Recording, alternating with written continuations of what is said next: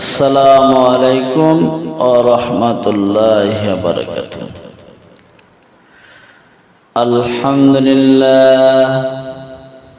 আলহামদুলিল্লাহি নাহমাদুহু ওয়া নাস্তাঈনুহু ওয়া নাস্তাগফিরুহু ওয়া নু'মিনু বিহি ওয়া নাতাওয়াক্কালু আলাইহি ونعوذ بالله من شرور أنفسنا ومن سيئات أعمالنا من يهده الله فلا مضل له ومن يضلل فلا هادي له ونشهد أن لا إله إلا الله وحده لا شريك له ونشهد أن محمدا عبده ورسوله إن الله وملائكته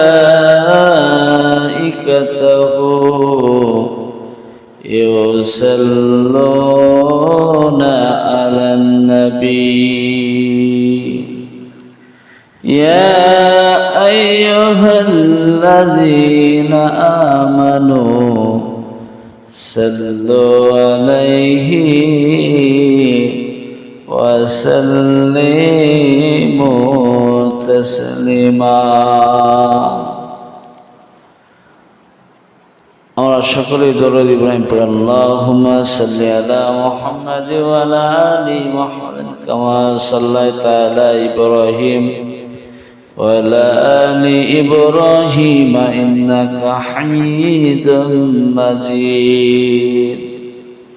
আল্লাহুম্মা বারিক আলা মুহাম্মাদ ওয়া আলা আলি মুহাম্মাদ কামা বারাকতা আলা ইব্রাহিম وعلى آل إبراهيم إنك حميد مجيد. فقد قال الله تعالى في القرآن المجيد والفرقان الحميد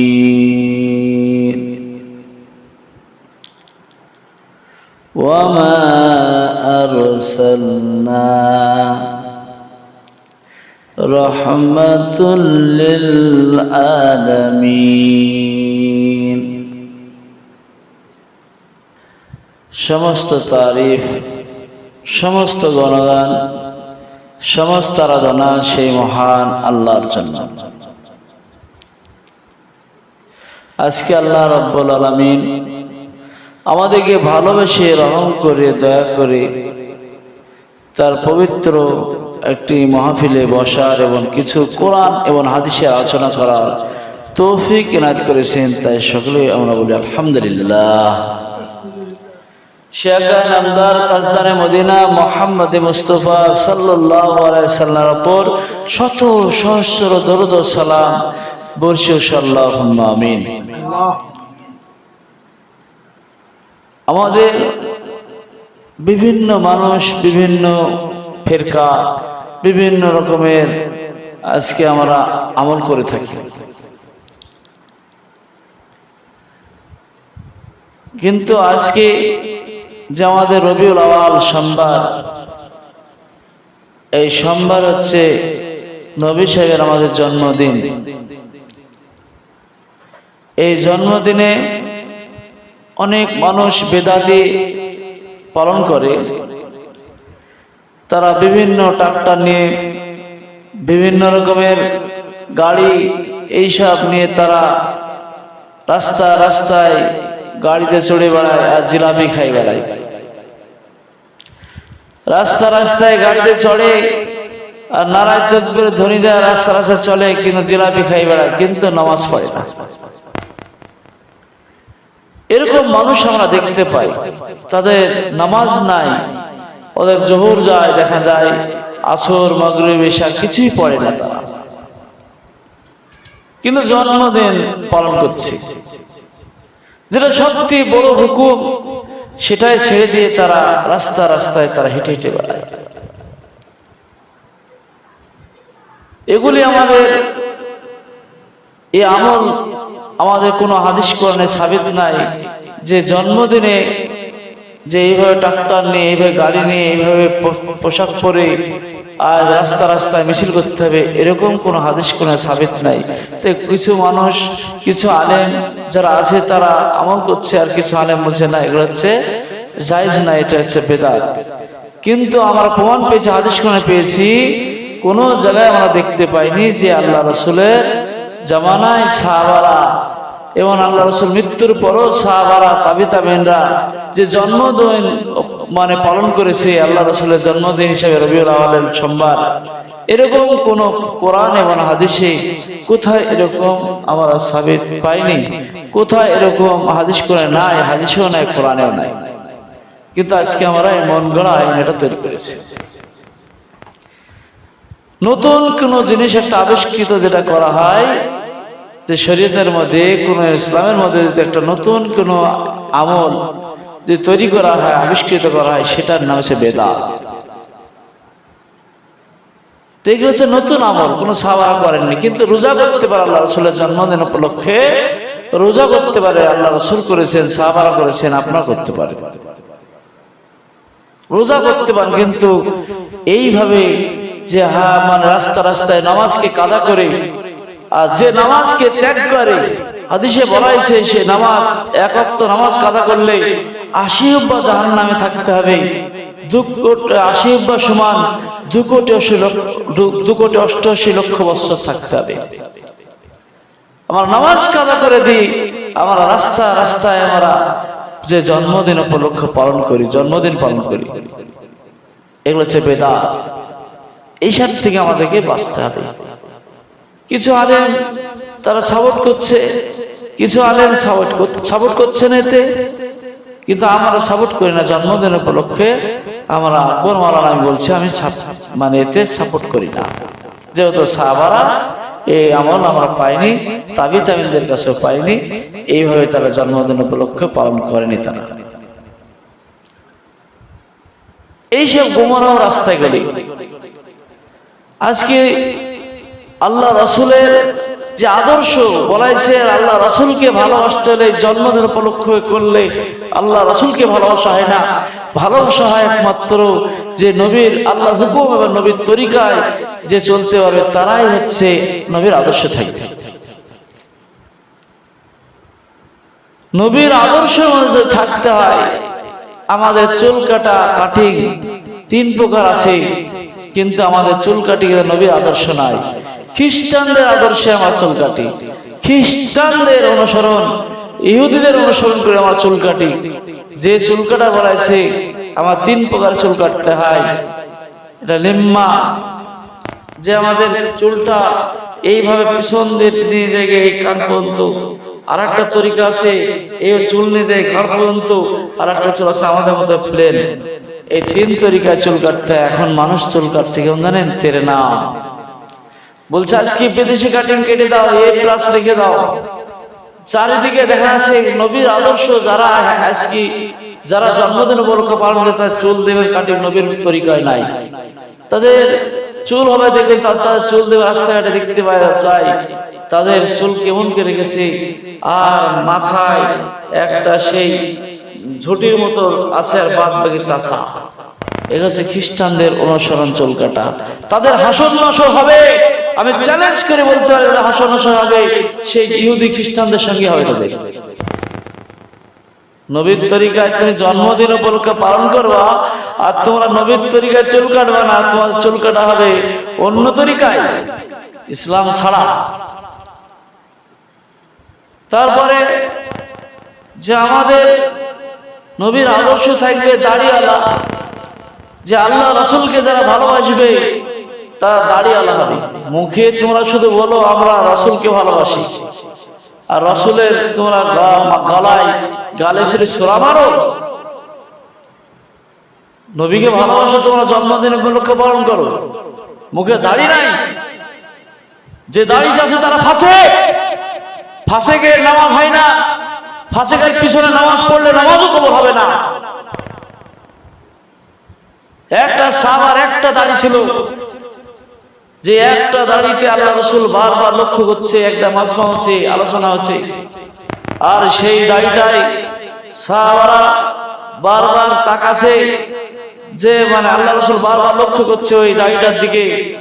ওই দাড়িটা দেখা যাচ্ছে সুন্দর সুন্দর, মানে ফেরেশতা কত সুন্দর নোরানি চমকানো, সে ফেরেশতারা ৭০,০০০ ফেরেশতা ওই দাড়িতে তারা ঝুলছে। বলেন সুবহানাল্লাহ।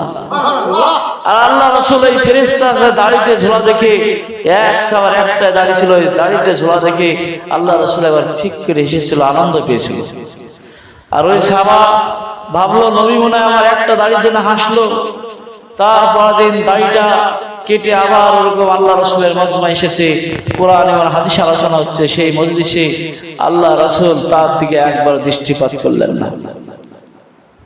যে একটা দাড়ি ছিল বারবার লক্ষ্য করেছিল, কিন্তু ওই দাড়িটা কেটে আসার পরে আল্লাহ রাসূল তার দিকে একবার তাকে আর দ্বিতীয়বার লক্ষ্যপাত করেনি, তার দিকে লক্ষ্য করেনি। কারণ যে আল্লাহ রাসূল মানে বারবার সবার দিকে তাকায়, কিন্তু তার দিকে তাকায় না, একটা দাড়ি কাটার জন্য। তার কাছে আর ফেরেশতা নাই। এবার মাজমা শেষের পর আল্লাহ রাসূলকে বললেন, ইয়া রাসূলুল্লাহ, যে আপনি আজকে আমার দিকে একবার লক্ষ্য করলেন না, কালকে বারবার লক্ষ্য করেছেন, এসেছেন, আমি খুশি ছিলাম, আজকে আমার দিকে একবার লক্ষ্য করেননি, কারণটা কি? আল্লাহ রাসূল বললেন, তোমার একটা দাড়ি ছিল, সে দাড়িতে ৭০,০০০ ফেরেশতাকে আমি চলতে দেখেছি, আজ তোমার কাছে একটা ফেরেশতা ছিল না। তো দাড়ির কি মর্যাদা, দাড়ির কি দাম, কি সম্মান, এটা আমরা বুঝতে পারলাম না। আর দাড়ি চেষে আমরা শেষ করে দিলাম। কিন্তু আমরা মুসকে আল্লাহ রাসূল বলেছেন যে তোমরা দাড়ি লম্বা করো আর গোপ ছোট করো। আর আজকে আমাদের গোপ বড় বড় হচ্ছে আর দাড়িকে আমরা চাচ্ছি, চেঁচে চেঁচে শেষ করে দিচ্ছি। কাল কিয়ামতের দিনে ওই গাল তার দুর্গন্ধ বাড়াবে, বেচ্ছিরি কুচ্ছিরি মনে হবে। আর তাদের আর আল্লাহ এই দুনিয়া যারা দাড়ি রাখবে, তাদের কাল কিয়ামতের দিনে তাদের দাড়ির কি, তার সেই গাল সেদিন দাড়ি থাকবে না, সেদিন গাল দিয়ে নূর চমকাবে, ঝকমক ঝকমক করবে, তাদেরকে আল্লাহ নূর দিবে, একটা জ্যোতি দিবে। আজকে আমরা দাড়ি রাখছি না, আজকে মডার্ন সাজছে আমরা দুনিয়ায়। আর আমরা বলি নবীকে ভালোবাসি, নবীকে ভালোবাসি। এটা নবীকে ভালোবাসা নাই। নবীকে ভালোবাসতে হলে যে নবীর দাড়িটা সুন্নাত আমাদের রাখা, এই সুন্নাতটা রাখতে হবে। কমসে কম এক মুষ্টি দাড়ি আমাদের রাখতে হবে। যদি এক মুষ্টির কম হয় তাহলে জানবে যে ফাসিক। এই জন্য এক মুষ্টি দাড়ি আমাদের রাখতে, তার বেশি ঝুলে গেলে পরেশগারি আলহামদুলিল্লাহ ভালো, কিন্তু এক মুষ্টি দাড়ি রাখতে হবে। দেখা আছে দাড়ি রাখছি না, যে দাড়িটা রাখলে মুখের সৌন্দর্য হবে, পুরুষের চিহ্ন হচ্ছে দাড়ি, মুছ ছাড়তে হবে, দাড়ি রাখতে, দাড়ি হচ্ছে পুরুষের চিহ্ন। কিন্তু আমরা মাগির চিহ্ন নিয়ে আমরা রাস্তায় বেড়াই। মেয়েদের দাড়ি থাকে না, ছেলেদের দাড়ি চাষে তারা মাগির চিহ্ন, তারা মুছ দাড়ি কেটে রাস্তায় বেড়ায়। এরা নির্লজ্জ, এদের লজ্জা নাই, এদের শরম নাই, এরা হায়া নাই। আল্লাহ হায়া আসলে ঈমান, যার লজ্জা তার ঈমান নাই। আল্লাহ রাসূল বলেছেন যে দাড়ি, রাসূল বলেছে দাড়িতে যারা খুঁট ঠেকাবে তারা আমার খেয়ে গলায় খুঁট ঠেকাবে। কিন্তু নবীর গলায় তারা দাড়িতে তারা চাষে আর বলে যে আমিন আমিন করে আমরা রাসূলকে ভালোবাসি। আর জন্মদিন উপলক্ষ পালন করো, মুখে দাড়ি নাই, আর তোমরা ধরো আমরা আল্লাহকে নবীকে ভালোবাসি, আর আমরা গোপ বগলের তলায় আর বড় বড় আমরা দাড়ি রাখি। সেই দাড়িতে দুর্গন্ধ বাড়ায়, চাষতে 40 দিন পার হয়ে গেলে এবার সে তার নামাজ কবুল হবে না। 40 দিন পার হয়ে গেলে তার দুর্গন্ধ বাড়াবে, ফেরেশতারা থাকতে পারে না। আর আমরা দাড়ি বড় বড় সেই বগলের তলায় দাড়ি রাখি। এই স্টেশন গুলো যদি এত বড় দাড়ি হয়, তাহলে জংশনে কেমন দাড়ি হবে? জংশনে কেমন দাড়ি হবে? জংশন মানে বোঝেন তো, নাভির তলায়, নাভির নিচে। যে তারা বগল যদি কাটতে আলসে হয়, তাহলে নাভির নিচে তাদের দাড়ি কত বড় আছে চিন্তা করো। 40 দিন পার হলে নামাজ হবে না, 15 দিন 25 দিন অন্তর আমাদের কাটতে হয়। 40 দিন পর্যন্ত মানে শেষ মিদ্দাত, কম মিদ্দাত হচ্ছে 40 দিন, 40 দিন পারে গেলে সেগুলি আমাদের কেটে ফেলতে হবে, আমাদের রাখা হবে না। এইসব দুর্গন্ধ হলে ফেরেশতারা আপনাদের আমাদের কাছে থাকবে না। এই বগল দুটি হচ্ছে স্টেশন, স্টেশনে যদি থাকে তাহলে জংশন, জংশন মানে নামে পিছি, তাহলে কেমন তার থাকবে দাড়ি, বড় বড় দাড়ি রাখছো আর মুখে তোমার দাড়ি নাই, আর জংশনে দাড়ি। এই জন্য সাবধান হয়ে যায়। আতিউল্লাহ আতিউর রাসূল, আল্লাহ রাসূল বলছে তোমার রাসূলকে ভালোবাসো, আল্লাহকে আল্লাহ রাসূলকে। এই জন্য রাসূলকে যদি ভালোবাসতে হয়, নবীর যে লেবাস সেই লেবাসটা আমাদের পড়তে হবে। আজকে আল্লাহ রাসূল পড়তেন যে লেবাস, সুন্নতি লেবাস হচ্ছে পাঞ্জাবি, জুব্বা, এগুলো হচ্ছে সুন্নতি লেবাস। এই সব লেবাস পরলে আপনার সম্মান থাকবে, আপনার ইজ্জত আসবে। আপনার যদি জামাও ছিঁড়ে যায়, প্যান্ট ছিঁড়ে যায়, তো আপনার এই পাঞ্জাবিতে আপনার ইজ্জতটা বজায় রাখবে, ঠিকই রাখবে নামাজ অবস্থায়। এই জন্য পাঞ্জাবি দেশটাকে আমরা ভালোবাসি না, আমরা ভালোবাসি আজ ইংরেজের দেশকে, যে দেশে আমরা বসতে পারি না, বসলে পটপট করে নামাজ পড়তে পারে না বসে। আর যে দেশ পড়লে আল্লাহ রাসূল বলেছেন যে ভালো করে নামাজ, ঢিলঢাল পোশাক পরতে হয়, নামাজ পড়ার কষ্ট হয়, নামাজ পড়তে পারে না, সেই দেশটাকে আমরা বেশি পড়ি। আবার টাকনুর নিচে আমরা সুট গড়াই, টাকনুর নিচে আমরা এইসব পোশাক গুলা পরি যে টাকনুর নিচে যদি কেউ ঝুলে পায়জামা কিংবা প্যান্ট কিংবা লুঙ্গি যদি আমরা পরি, এগুলি বলা হয়েছে কি হবে, টাকনু ঢেকে যদি কোনো পুরুষ বেড়ায় তাহলে বলা হয়েছে কাল কিয়ামতের দিনে আল্লাহ পাক ওই অংশগুলি, সেই পায়ের অংশগুলি জাহান্নামের আগুন দিয়ে পোড়াবে। আর জান্নাত তো পাওয়া দূরের কথা, আল্লাহ পাক তাদেরকে দৃষ্টিপাতি করবেন, সুবহানাল্লাহ। তাদেরকে দেখবেই না, তাদেরকে লক্ষ্যই করবে না। যদি টাকনুর নিচে আমরা লুঙ্গি পরে বেড়াই, প্যান্ট পরে বেড়াই, আর আমরা যদি ঝুলে বেড়াই, ছেলেরা টাকনু ঢেকে বেড়াচ্ছে আর মেয়েরা যে টাকনু বের করতে তুলতে তুলতে, তারা মেয়েদের বলছে মাথা তালি থেকে, মাথা চালি থেকে পায়ের তালি পর্যন্ত ঢাকা ফরজ, আর মেয়েরা বলছে আমার তুলবো। আস্তে আস্তে প্যান্ট তারা তুলে দিছে, পায়জামা তুলে দিছে, হাত মানে জান পর্যন্ত তারা একবার হাঁটু পর্যন্ত তুলে দিচ্ছে পায়জামা। তারা দেখাচ্ছে যে টাকনু বের করে থাকছে। তাদেরকে যে ঢাকতে হবে আর ছেলেদেরকে বের করে রাখতে হবে, এগুলি আমরা ইসলাম বুঝে না, আমাদের ইসলামিক জ্ঞান নাই। তাই অনেক ছেলেরা এইভাবে টাকনু ঢেকে রাস্তায় বেড়ায়। অনেক ছেলেরা দেখা যায় লুঙ্গি পরে রাস্তায় ঝাড় দিতে তারা রাস্তা নিয়ে যায়। এগুলো হচ্ছে এই পোশাক পরে মসজিদে গিয়ে তারা লুঙ্গি গোছায়, আর মসজিদে তারা প্যান্ট গোছায়, পায়জামা গোছায়। এটা মসজিদে শুধু গোছানোর জায়গা নয়, ওই মুসলমান, এটা হচ্ছে সব জায়গায় গোছাতে হবে। এটা আপনার বাড়িতে, আপনার সব গাড়িতে, আপনার মসজিদে, সব জায়গায় টাকনু ঢেকে থাকা যাবে না, টাকনু বের করে বেড়াতে হবে। এটা হচ্ছে আমাদের ইসলামিক কাজ। আর যদি টাকনু বের করে না রাখেন, কাল কিয়ামতের দিনে ওই অংশগুলো জাহান্নামের আগুন দিয়ে পোড়াবে। আর বলেছে আল্লাহ পাক তা দৃষ্টিপাত করবে না। আর আল্লাহ পাক বলছে জান্নাত তো দূরে গেছে, জান্নাতের সুগন্ধই পাবে না। বলেন সুবহানাল্লাহ। তাহলে জান্নাতই তারা পাবে না। তাহলে এই টাকনু আমরা ঢাকি। এই মুসলমান তোমরা সজাগ হয়ে যায়, আমরা এই টাকনু গেলা যেন আমরা বের করে চলে আমরা বেড়ে চলি। আর যারা পুরুষ আমরা দাঁড়িয়ে রাখবো। সুন্নাত হচ্ছে আল্লাহ রাসূলের সুন্নাত হচ্ছে দাঁড়িয়ে রাখা। পাঞ্জাবি, পায়জামা, জুব্বা পরা, জুব্বা পোশাকটা পরা হচ্ছে জান্নাতি পোশাক। এইসব পোশাক গুলাকে আমাদের মেয়েরাও পছন্দ করে না, ছেলেরাও পছন্দ করে না। এরা আকর্ষণীয় পোশাক পছন্দ করবে, যে পোশাকে আপনার হাতে জান বোঝা যাবে।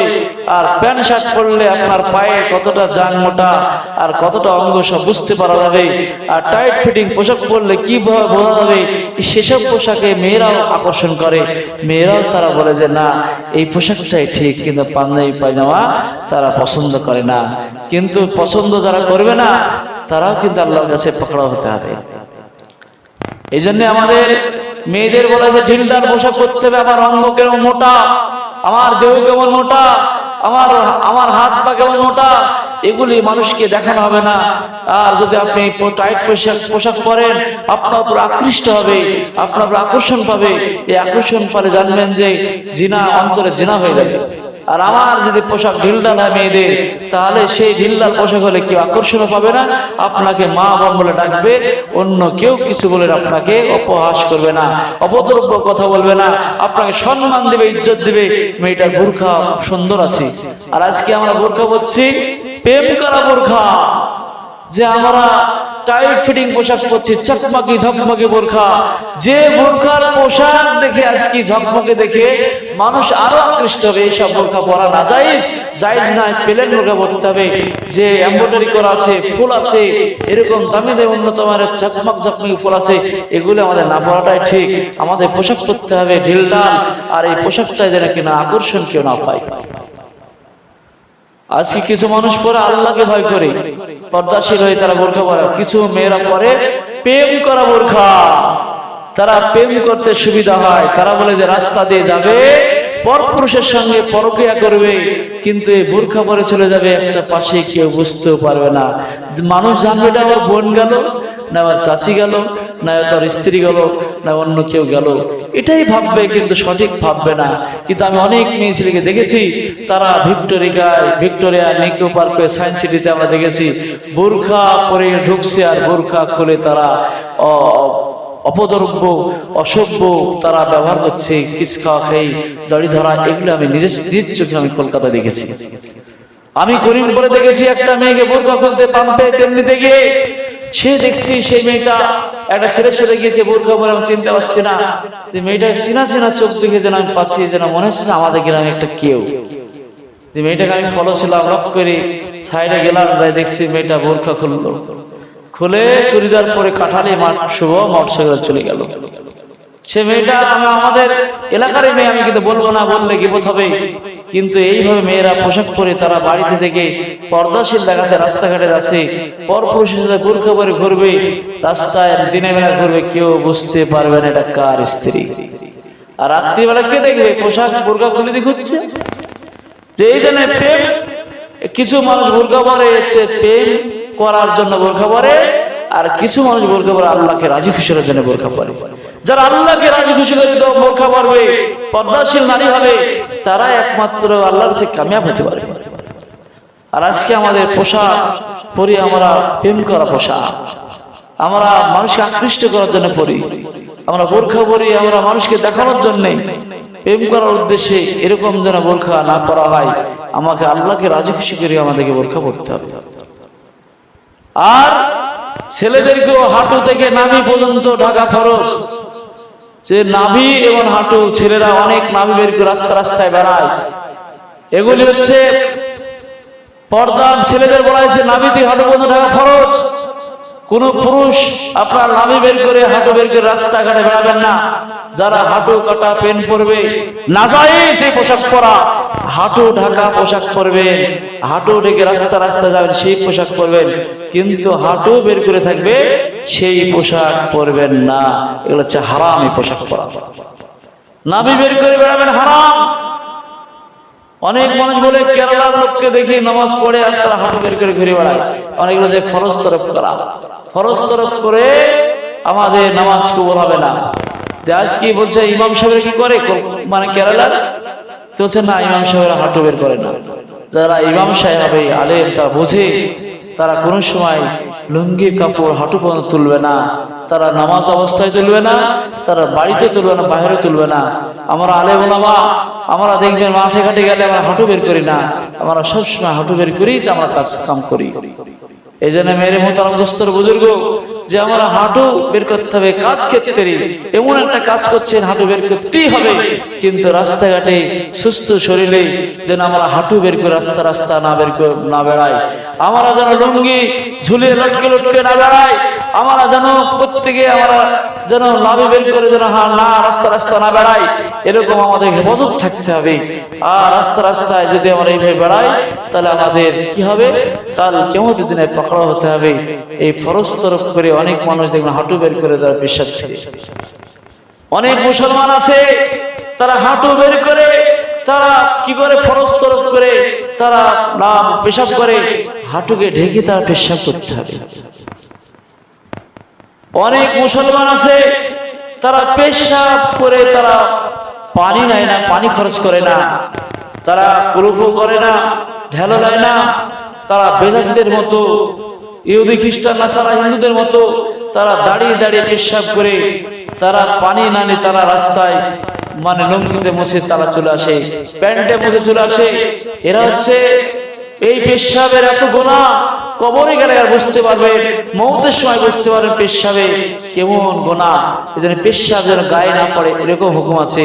আস্তে আস্তে আমাদের পেশাব ফিরতে হবে যেন পেশাবটা গায়ে না পড়ে। আর অনেক মানুষ পেশাব ফিরে পানি নেয় না, অনেক মেয়েরা পেশাবের পানি নেয় না।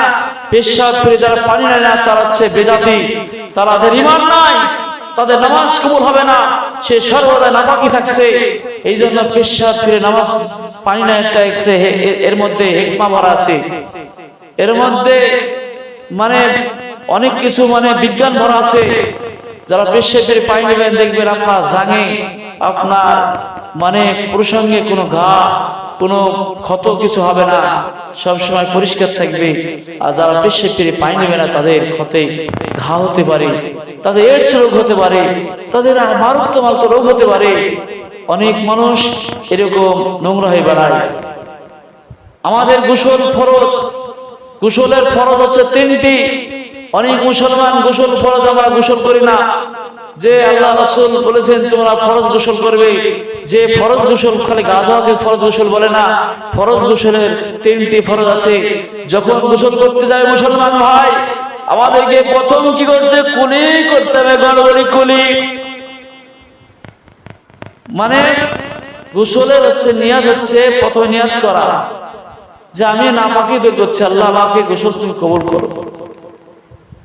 নাওয়াইতান গুসলিল রাফিল জানাবা, আরবিতে বলছি যে আমি আল্লাহ নাপাকি দূর করছি, আমার গোসল তুমি কবুল করো। একটি হচ্ছে ফরজ। আর 2 নম্বর ফরজ হচ্ছে আমাদের গড়গড়ি সহকুলি করা, গড়গড়ি করা। আর একজন ফুরুত ফুরুত করে মুখে পানি দিয়ে এসে ফুরুত ফুরুত করে, এতে গোসল ফরজ হবে না, আদায় হবে না। আমাদের গোসল ফরজ আদায় হবে কিভাবে? আমাদের গোসল ফরজ করতে হলে গড়গড়ি কুলি করতে হবে, 3 বার গড়গড়ি করতে হবে, 2টি ফরজ। 3 নম্বর ফরজ হচ্ছে নাকে নরম অংশে পানি পৌঁছানো, আর সমস্ত শরীর ধৌত করা গেছে সুন্নাত। যে আমাদের প্রথমে গোসল করতে গেলে আগে আমাদের কি করতে জানেন, একটা গোসলের ফরজ 3টি নিয়াত করা, আর একটা হচ্ছে গড়গড়ি কুলি করা, নাকে পানি যাচ্ছে, 3টি ফরজ। সুন্নাত আছে গোসলের কোনটা? গোসল যখন করতে যাবে, পবিত্র হতে যাবে, তখন তোমরা কি করবে?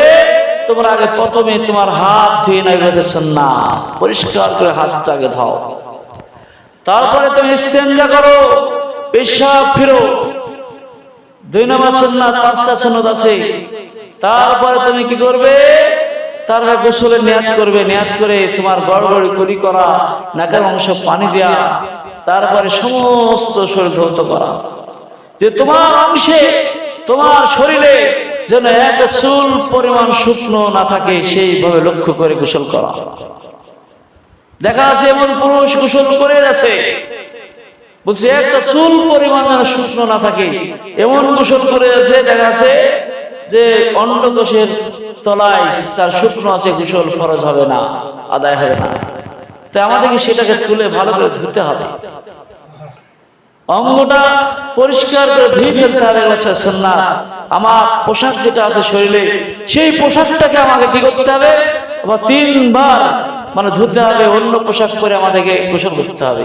এই নাপাক পোশাকে গোসল করা হবে না। যদি করতে হয় গামছা পরে পোশাকটাকে 3 বার পরিষ্কার করে কেচে তারপরে পরে গোসল করতে হবে। এগুলো হচ্ছে গোসলের সুন্নাত। সমস্ত সুগন্ধ করা, মেয়েদের বলছে পানি ঢেলে গেছে, স্তনের তলা দেখা যাচ্ছে পানি জমে আছে, গোসল ফরজ হবে না। স্তনকে তুলে তাকে তুলে তার পরিষ্কার করতে হবে, মাথার চুলগুলো ভেজা যাবে। এই জন্য এগুলো হচ্ছে গোসল ফরজ। এই গোসল ফরজ যারা করবে তারা হচ্ছে পবিত্র থাকবে।